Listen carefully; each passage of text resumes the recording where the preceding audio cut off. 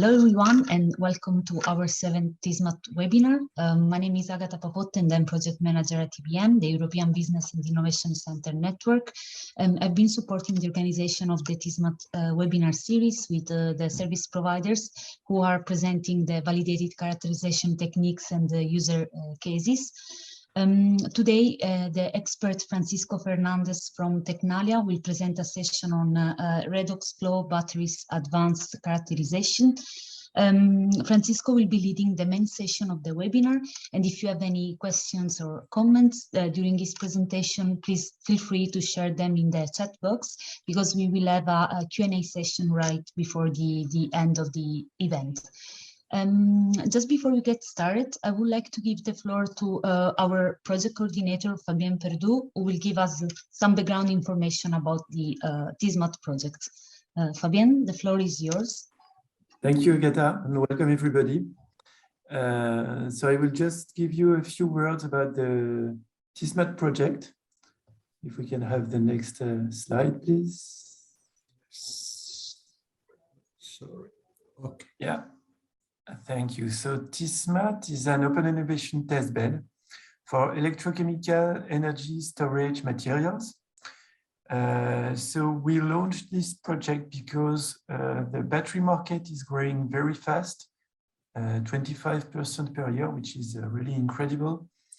And so in Europe, it's very crucial. It's one of the top priorities to develop a competitive battery value chain, and the whole value chain from the materials to the cells and packs and recycling and so on. And for that, we need to understand all the basic processes that are involved in the batteries, and so to characterize the components and everything that happens in these components. And we found that there are many advanced characterization techniques which are developed by European research labs, but which are for the main part underused by the companies.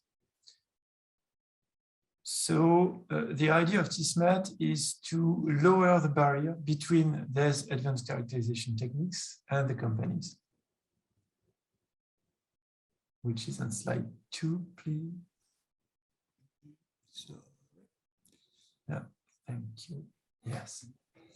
So we'd like to lower this barrier, and the project is meant to do this in 3 phases. The first one is to set up the platform, the Open Innovation Testbed. So it means to put in place all the workflows between the partners and how we handle the samples, the results, and so on. The second one is to demonstrate the added value of the platform on real problems from our industrial partners. And we are now in the 3rd phase, which is to make sure that this platform will be able to live after the end of the H2020 project, while being financially sustainable. And so next one, please. So during the project, we have 2 kinds of partners. Around half of them are service providers. So it's the laboratories bringing the characterization techniques with around 30 techniques on chemistry, morphology, structure, performance, modeling, and so on. And the other half is service users. So typically it's industrials coming with their samples and their questions. And there are 2 special partners. One is TEESMAT Technology, who is the single entry point. So it will be the unique contact, the main contact of the future clients. And TEESMAT will take their questions and their sample and dispatch everything between the service providers. And CEA is both the coordinator of the project during the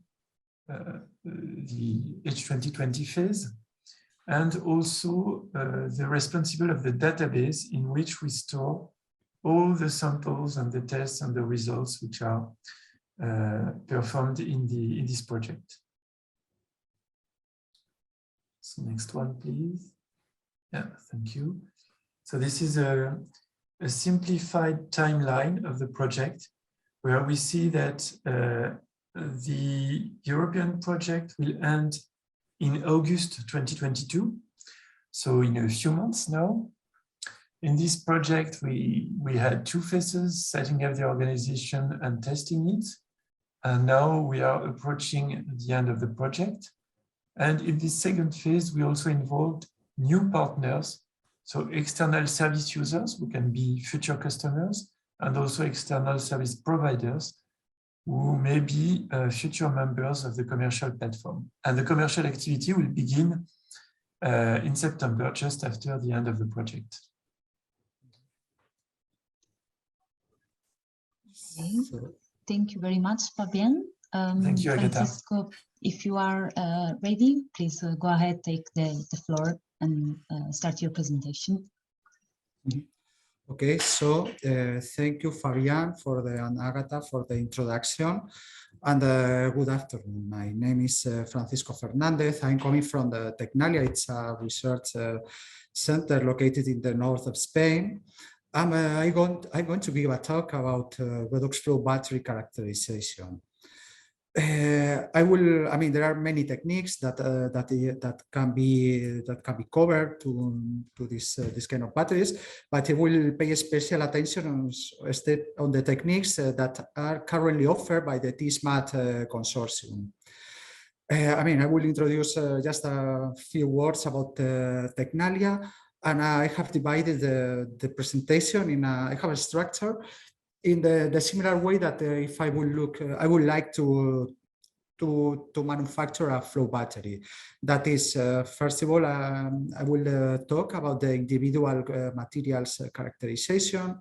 Then I'm going to talk about the in-operando measurements. And then finally, I will talk about accelerated degradation test in order to prevent aging of the battery. As I said, TECNALIA is a research center. We are located in Spain, mainly in the north, and we are the largest private research center. We belong to the Basque Research and Technology Alliance. Just a few numbers. We are about 1,400 people.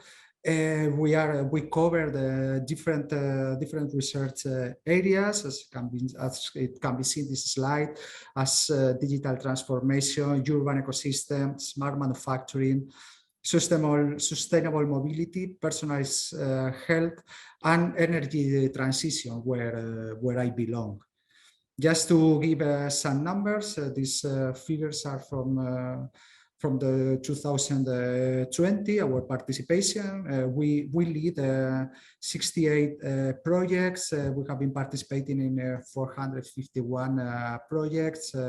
That means contracts per 178 million euros, etc. It's just to give some figures about TECNALIA.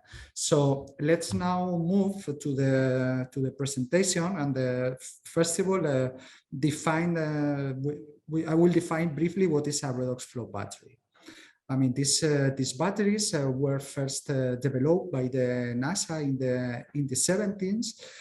And essentially, it's an electrochemical device where chemical energy is provided by two chemical components. The electroactive species dissolves in liquids that are pumped through the system on separate sides of a membrane.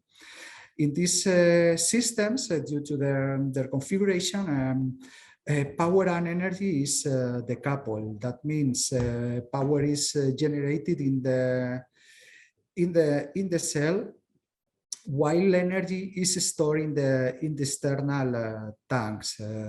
This system make possible to increase power by rising the number of cells, or to increase the energy stored by increasing the size of the tanks. This kind of batteries are especially designed for cost-effective stationary storage.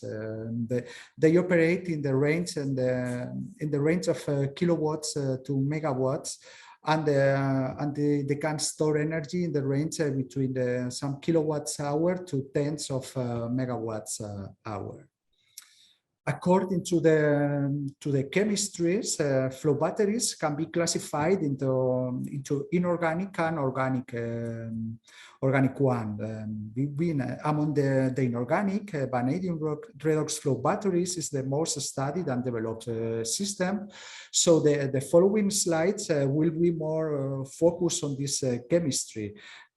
However, all these techniques can be applied to the rest of flow batteries. We can talk also, when we talk about organic, we can talk about aqueous organic flow batteries, where organic electroactive molecules are dissolved in an aqueous media. These batteries has the advantage that they can increase the energy stored compared with the vanadium systems, but they have the same drawback, that is they have to compete with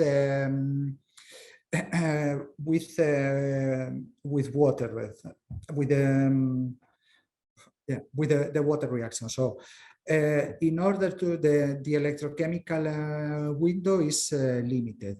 If we replace this aqueous media by an organic one, we can increase the electrochemical window. We can this is what we call organic redox flow batteries.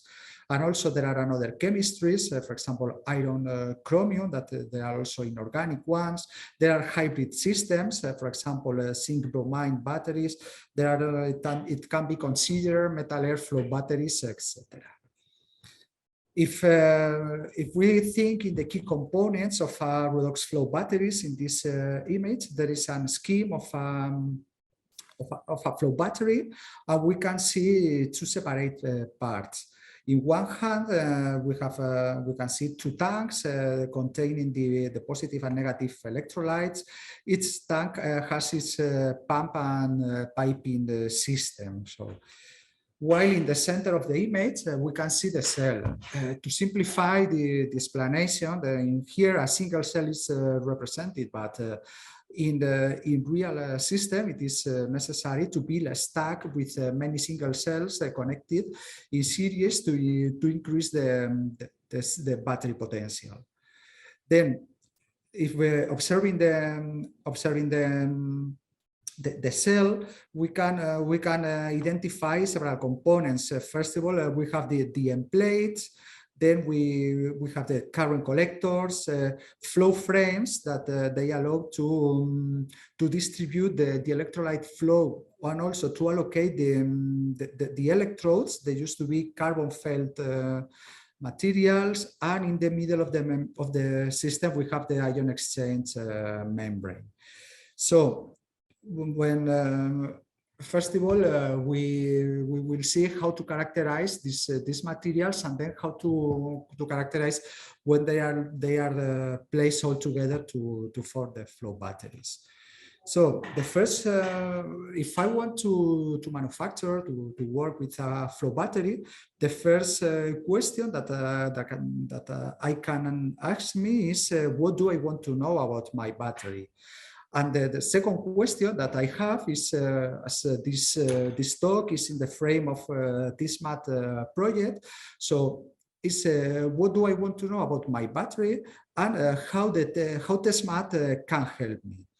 So first of all, when building a battery, the first one I need to know is material properties. For example, and here in the frame of the TEESMAT project, ion exchange membranes are currently being characterized in the frame of the project.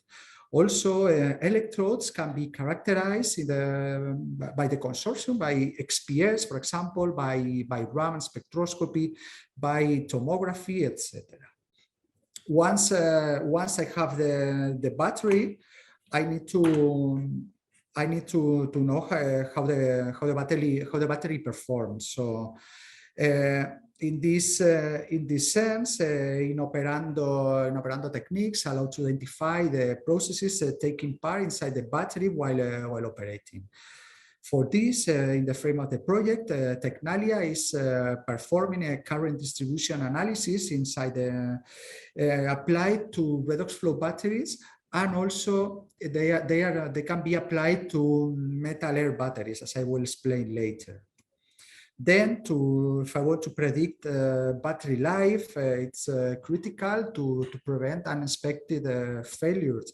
We have to consider that battery cycle life, in the case of Redox Flow batteries, is too long. So we need to develop accelerated and reliable stress tests. For this, again, in the TEESMAT consortium, we are working in the accelerated degradation test of carbon felt electrodes. Finally, it is important also to be able to perform a post-mortem analysis to analyze the causes of battery failure, or to see the aging of materials. This analysis can also be done in the frame of TEESMAT by the different partners.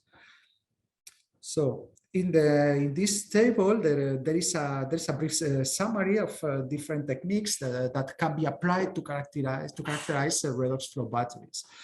Some of them will be explained on the following slides. Again, for a question of time, it's not possible to explain everything, but anyway, this table can serve as a guide to go deeper in case of interest. These techniques, I have classified it in physico-chemical properties, electrochemical properties, and accelerated degradation tests. So if we move now to the individual materials characterization, this is a mandatory step or after purchase of materials before battery assembly. The data obtained in this part will give us valuable information about the suitability of new materials to be incorporated in the flow battery, what will be the effect on battery performance. We can obtain data for modeling and simulation, etc., etc. So we can go back again to the figure of the cell. We can identify the main components as the membrane, carbon felt electrodes, current collector, and bipolar plates. I have in this figure, I have not considered the pumps and the electrolyte tanks. But however, the corrosive nature of the electrolytes, especially in the case of vanadium flow batteries, make necessary in most cases to take them into consideration for the characterization when designing the battery, especially to prevent the battery failures due to corrosion.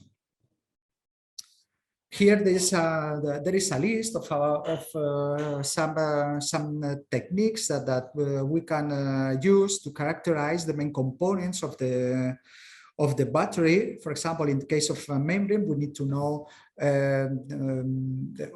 transport properties. We need to know ion conductivity, membrane stability, ion permeability, etc., etc. In the case of electrodes, microscopy is important to know the morphology. It's important to know the electronic conductivity, pressure drop as compression is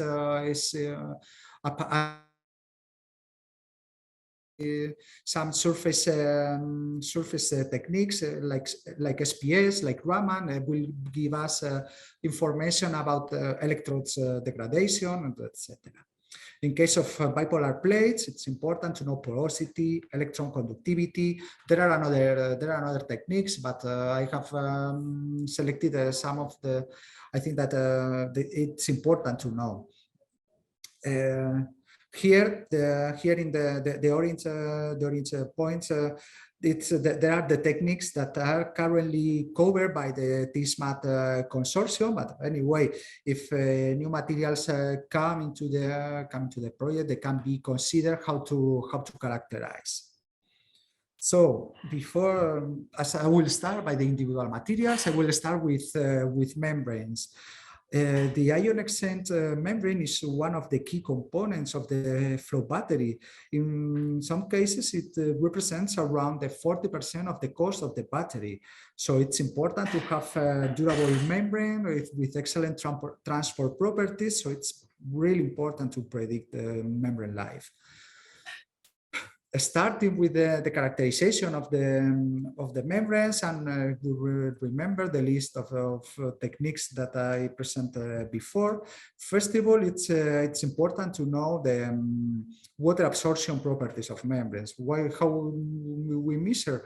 By measuring water uptake and dimensional change. As once the membrane absorbs water, it's going to swell, and this swelling can affect the mechanical properties. It's also important to know the ion exchange capacity, that is the ionic groups that are attached to the main backbone of the polymer, and they are going to give the transport properties to the membranes. It's also essential to know ion conductivity of the membrane, as membrane will introduce an ohmic drop when cycling the battery, as I will explain later. Also, the conductivity can be measured in plane or through plane. This can be useful, both techniques, to identify potential anisotropy of the membranes due to the manufacturing conditions of this membrane. It is also very important to know transport across membranes. One issue of the flow batteries is the self-discharge produced by the crossover of vanadium. I will pay attention to vanadium systems, but anyway, this applies to another chemistries. I say that these vanadium ions or electroactive ions could cross the membrane, leading to a self-discharge of the battery. So we will have self-discharge, we will have electrolyte imbalance, producing a loss on efficiency. So it's important to measure if we will have this electrolyte crossover. It is also important to determine water transport of membrane, where is soaked in the electrolyte solutions, as this water transfer also will produce electrolyte imbalance. So also important is stability of the membrane. Two things. In one hand, we need to determine the mechanical properties. This can be done by tensile strength analysis, and it's important to perform this analysis for the dry membrane and also for the swell membrane, as swell properties of the membrane can be pretty different from the dry membrane. Also, chemical stability. Chemical stability is usually done by immersion in electrolyte solutions. In the case of vanadium flow batteries, vanadium 5 is the most corrosive component of this electrolyte. So we used to do immersion tests and to test the properties of the membranes with time. When I will talk about accelerated degradation test, I will show an accelerated degradation test, because immersion in vanadium 5 sometimes can be too slow, and so on, and for this time-consuming experiment. Then let's move to the electrodes. I mean, as I said before, they are responsible for the electrochemical properties of the battery.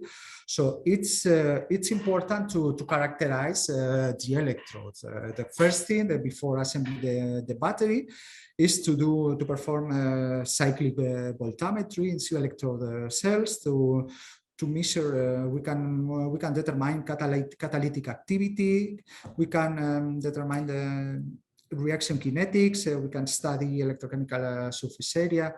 We can also use cyclic voltammetry to evaluate new electrolyte chemistries in case of new batteries. We can also perform the analysis in order to study the reaction mechanisms,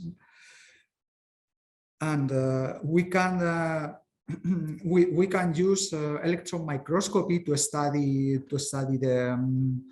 the electrodes morphology, to analyze the surface, to identify new catalysts. In the case if we are working in catalyst synthesis, we can study the morphology, particle size, etc. We can combine electron microscopy with EDEs to do semi-quantitative analysis to identify again new catalyst deposition, graphite doping, for example, etc.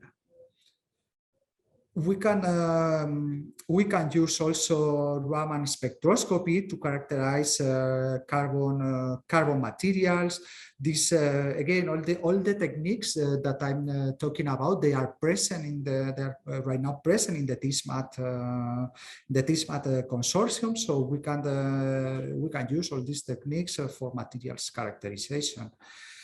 We can also we can use XPS to perform surface analysis. This technique is very useful in case, as we'll explain later, of when we do accelerated degradation test, we can identify new functional groups that are formed on the top surface of the electrodes, for example, as a consequence of graphite felt oxidation due to degradation. We can also, it's important to use, for example, X-ray tomography to obtain three-dimensional information on the three-dimensional microstructure of electrodes. So as there is not necessary to use vacuum, we have a spatial resolution about 50 nanometers, so it can be a useful technique for electrodes characterization. It's important. It's quite important in the case of carbon felts. They are quite thick, and the electrical resistance will be influenced by the electrode compression. So if we measure the electrical resistance as a function of compression, we can see in this figure, as we increase compressions, we reduce the electrical resistance. What is but we need to we could think that if we compress the electrodes up to the maximum, we can increase the performance of my battery. But we need to find a compromise solution, as we will have a pressure drop that will increase as soon as we reduce porosity by compressing the electrode. So pressure drop analysis must be done in parallel to electrical resistance as a function of compression. Then once we have the materials characterized, we would like to assemble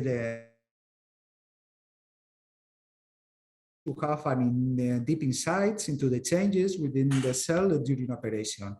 Therefore, in situ diagnostics tools have been developed to acquire information relating to the design and the operation parameters of flow batteries.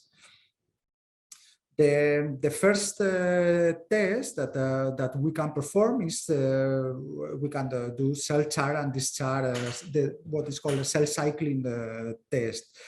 This test, cell is charged and discharged at some specified current or at a fixed potential, and we obtain this typical charge and discharge curves.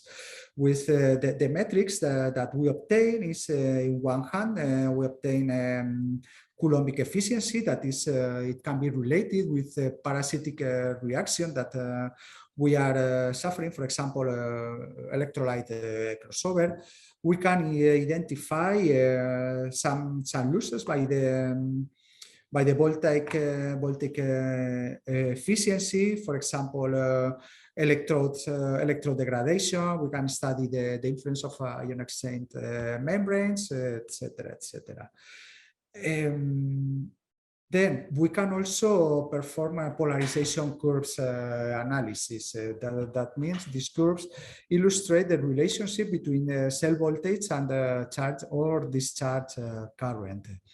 We can identify the typical polarization curve. We identify three areas. The first one is the first one is related with activation energy, is at low current density. Then we have this second region that is related by it's dominant by the ohmic losses that we have in our system. In this case, is mainly dominated by the conductivity, the ohmic drop that we have due to the ion exchange membrane. And finally, we have a region that is dominated by mass transport.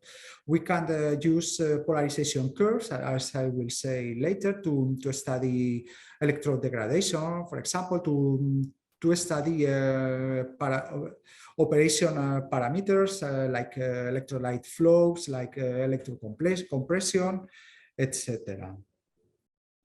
Then current distribution is a technique that is employed to obtain two-dimensional in-plane performance data across the active area of electrochemical cells. By measuring a localized current across the active area, it is possible to gain useful information regarding the balance between transport and kinetic in situ.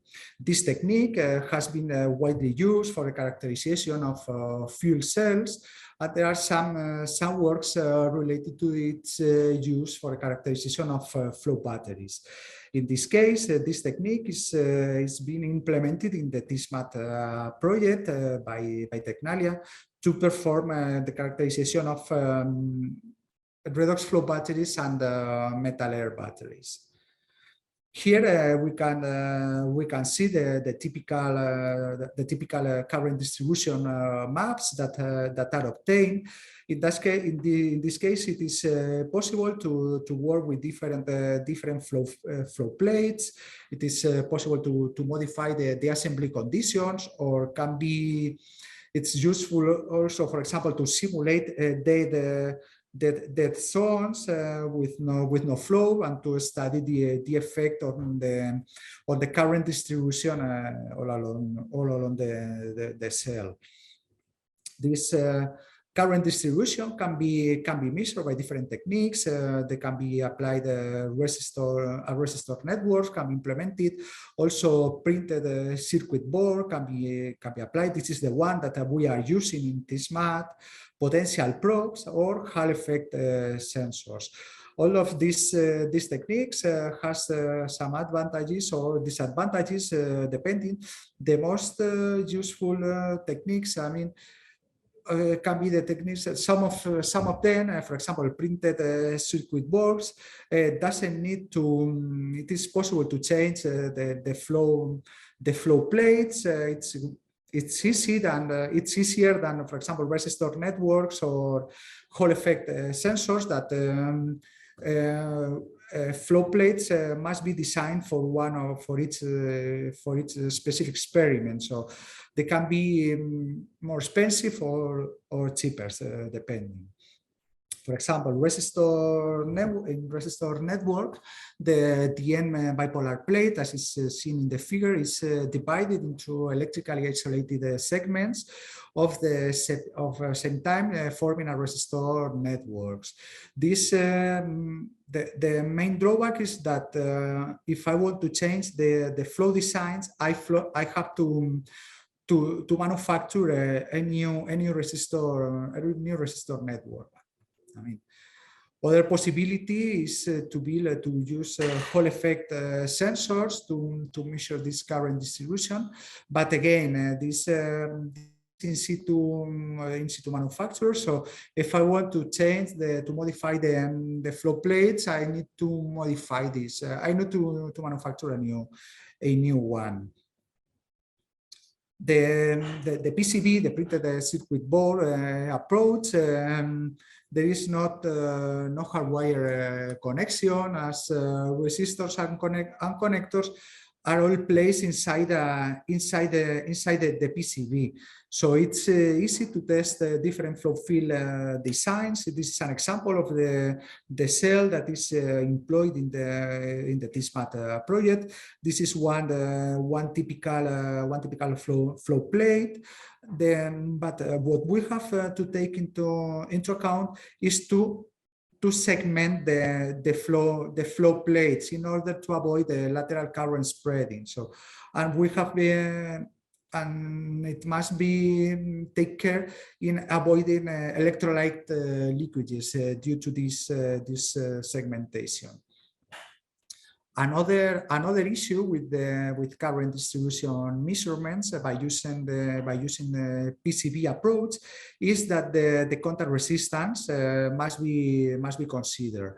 I mean, if we see this is a pressure paper placed between the flow plate and the segmented cell, we can see that initially all the pressure was concentrated in the outer sides of the cell. So it's so we had to put a small GDL pieces in each segment, as we can see here, and to increase the torque when closing the cell to assure that it's more or less uniformly distributed, as in the case and for this the current distribution measurement is close to the real to what's happening inside the cell.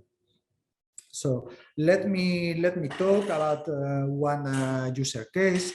I said before that this technique in the frame of TEESMAT is being applied also for metal batteries. This is the case. We work with the battery manufacturer TEGASA. They produce zinc-care primary batteries, and they wanted to analyze the water distribution across the battery, as they think that it can be related with battery degradation.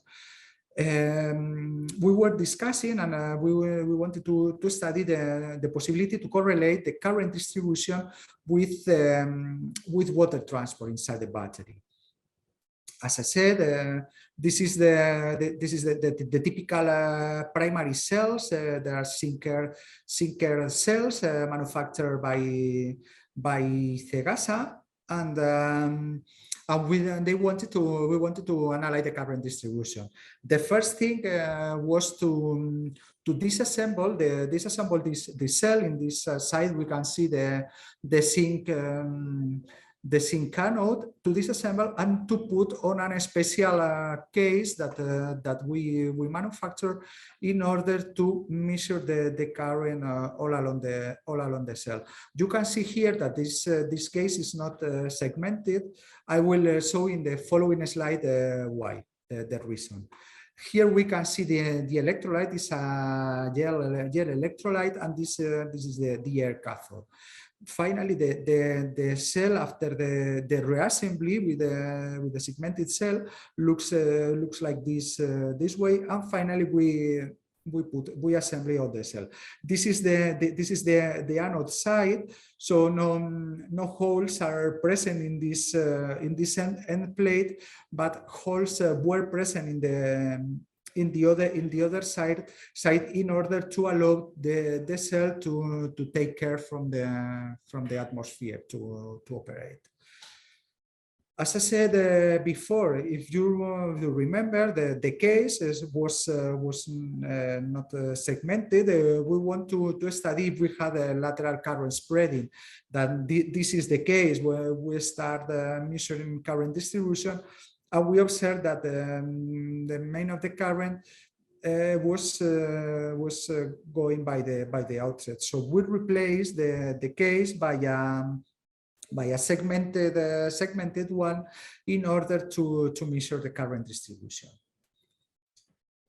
One thing, as we had to disassemble the cell, we wanted to before doing the current distribution analysis, is that we had reassembled the cell, and the behavior was similar to the original one. So we did some impedance spectroscopy measurement. We see that we obtain a similar Nyquist plots, so it's possible to study the current distribution.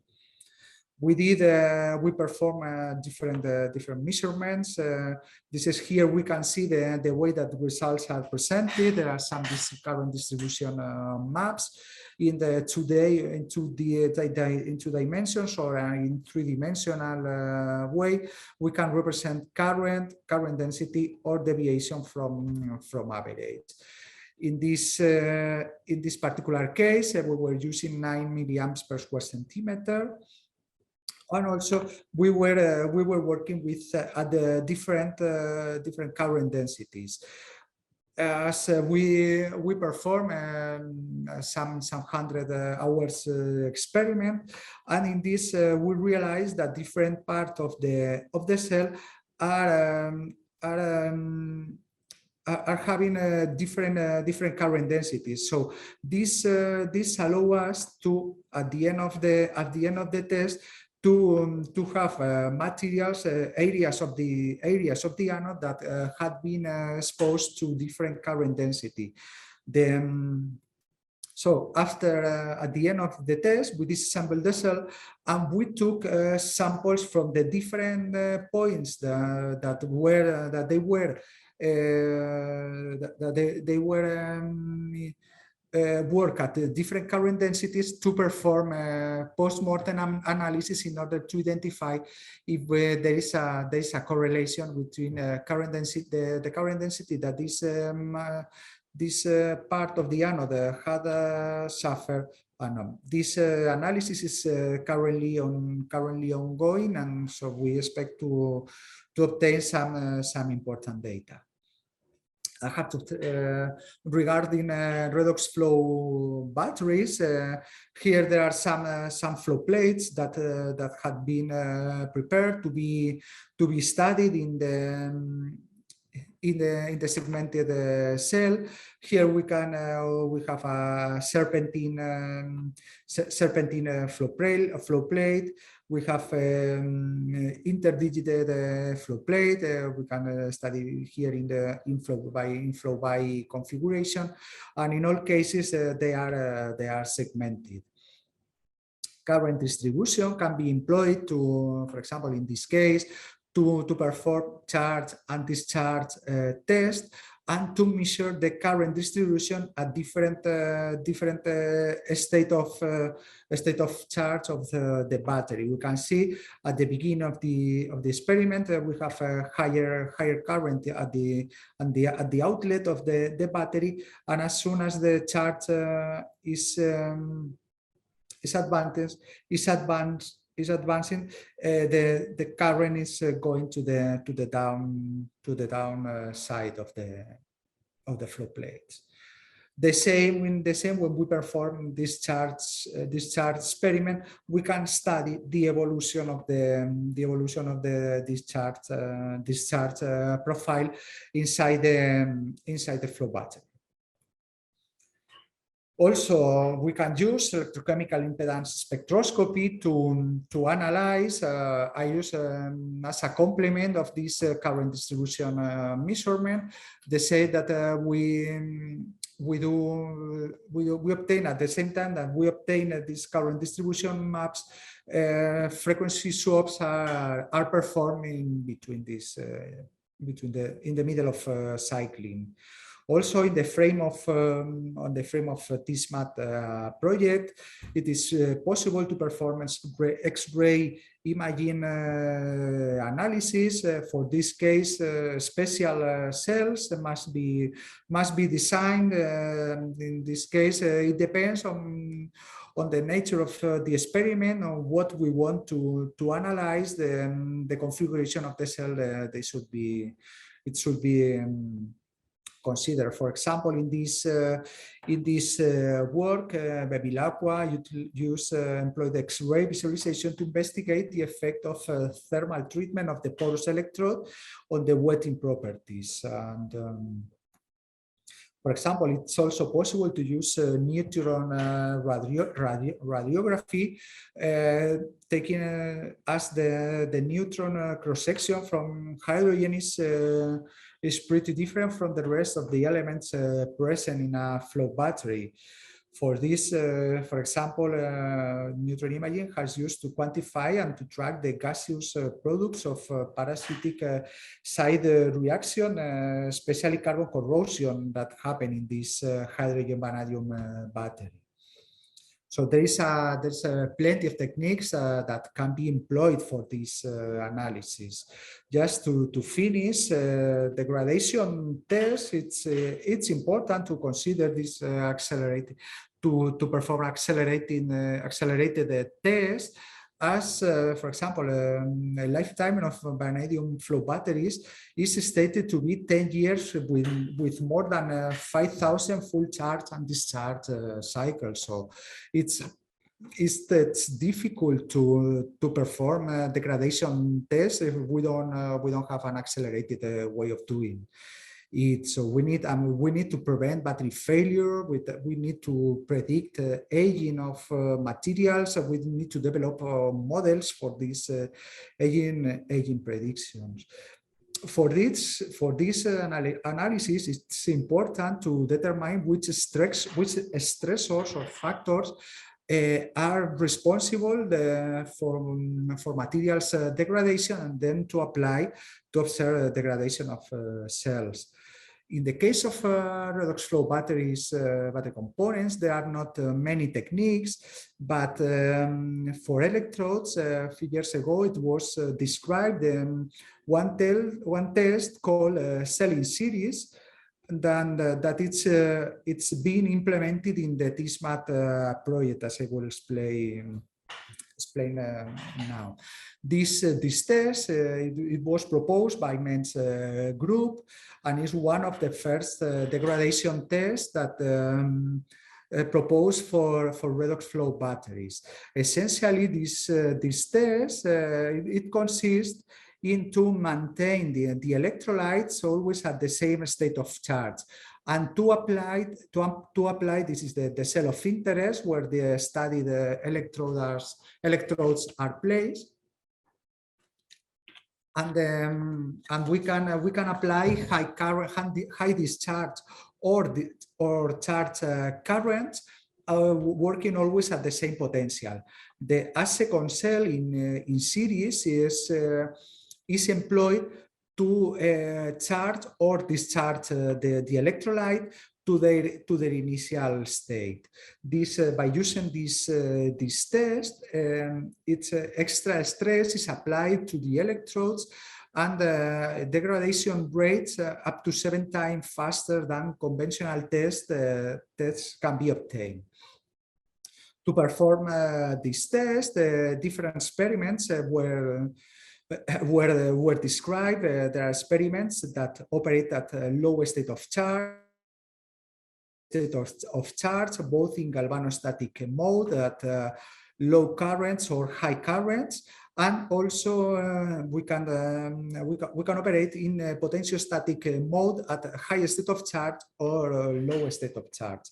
And then to study the effect on the electrodes performance.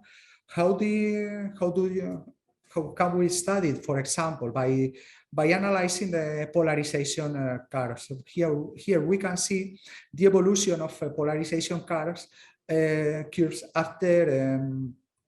after low state of charge test or high state of charge test compared with those electrodes that had been only soaked in the electrolyte solution. Also by XPS, it is possible to analyze electrode surfaces and to see that that high current tests, both at low and high state of charge, produce the higher electrode degradation. Now in the test described in the TEESMAT project, essentially is a 15 days test where an initial and middle and end of test characterization is performed to the single cell, obtaining a polarization curves, impedance spectroscopy, and 20 discharge cycles. And in the middle, there are 1 week and a second week of accelerating degradation test. To verify the techniques, six tests plus 1 conventional charge discharge test were performed. Currently we have increased this current density up to 850 milliamps, so it's possible to accelerate the electrodes degradation. If we can see the polarization curves obtaining at the beginning of test, this is the green ones, the gray ones, the yellow ones means 7 days test, and the orange ones at the end of the test. In the case of conventional tests, no differences are obtained, but when we operate at a low state of charge or high state of charge testing, we see a decrease of the polarization curves. This decrease is more patent in the case of low state of charge. We can observe that the ohmic drop is increased. That means and this can be attributed to electrode degradation. The same can be studied in the same test. This belongs to the low state of charge test. And we can see how the battery capacity is reduced. These are the charge discharge curves at the end of test. And also we can see how the depolarization, if we compare the initial test that will be the orange lines compared with the blue ones, that the polarization has increased after 15 days of cell in series degradation test. And this is also an indication of electrode degradation. Just to finish, a couple of slides about a membrane degradation test that was proposed 2 years ago. And this test is based in the immersion test that I talked before, but instead of using a vanadium solution, they employed a cerium solution.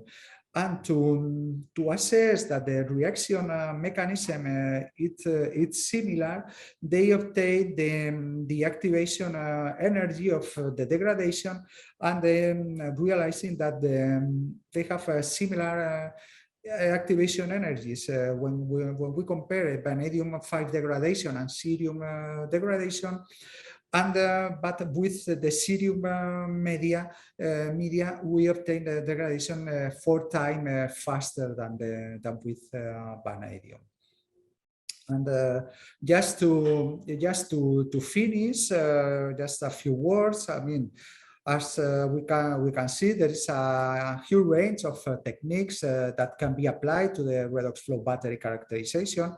We need to know what we want to know about the materials, about the batteries, and so for example, I mean, the individual materials characterization need to be complemented by in situ characterization to obtain a full insight of the battery and to develop models of the batteries to predict battery degradation and to optimize the battery performance.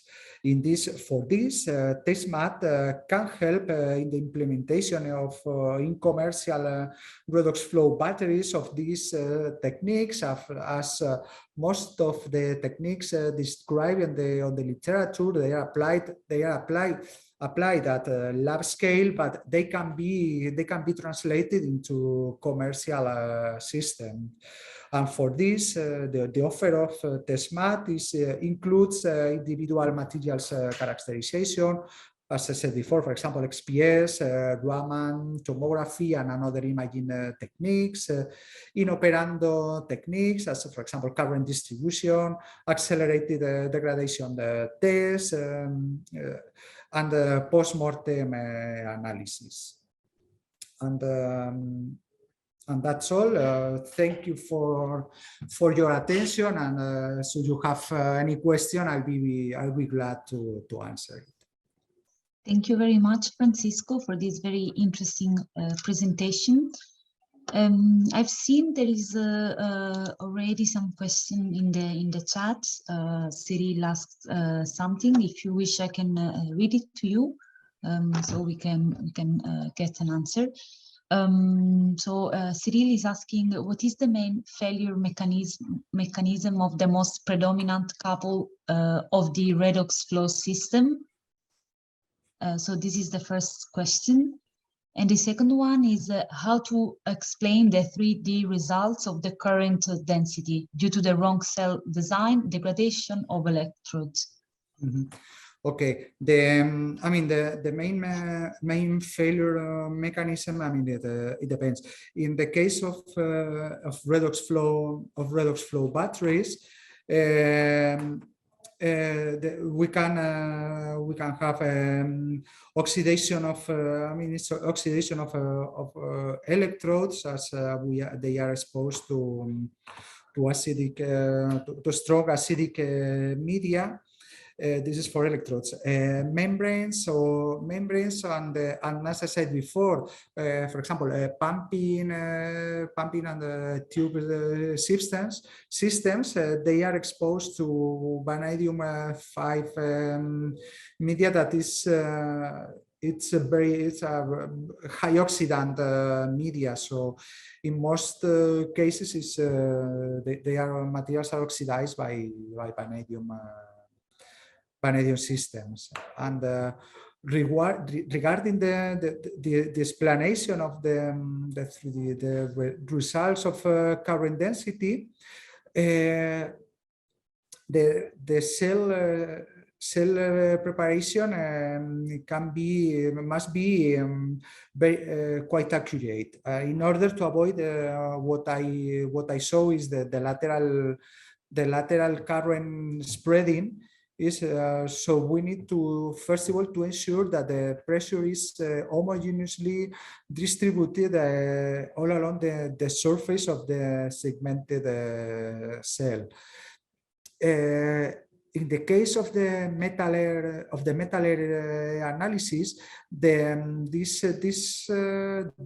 analysis that I present can be tricky, as the original cell had to be disassembled and reassembled again. So it's possible that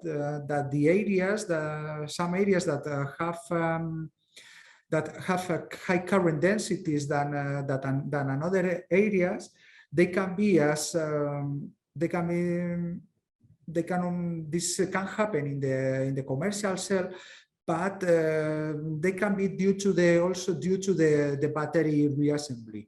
But the good point is that that we had now we had an electrode that has been aged at different current densities at the same during the same experiment. So we can do post-mortem analysis to try to see the degradation at different current densities. That is what are we doing currently. Okay, thank you very much. I hope this replied to the question of Cyril. Thank you. Is there any other question? Please feel free to share them in the chat box or just unmute yourself and ask it directly to Francisco.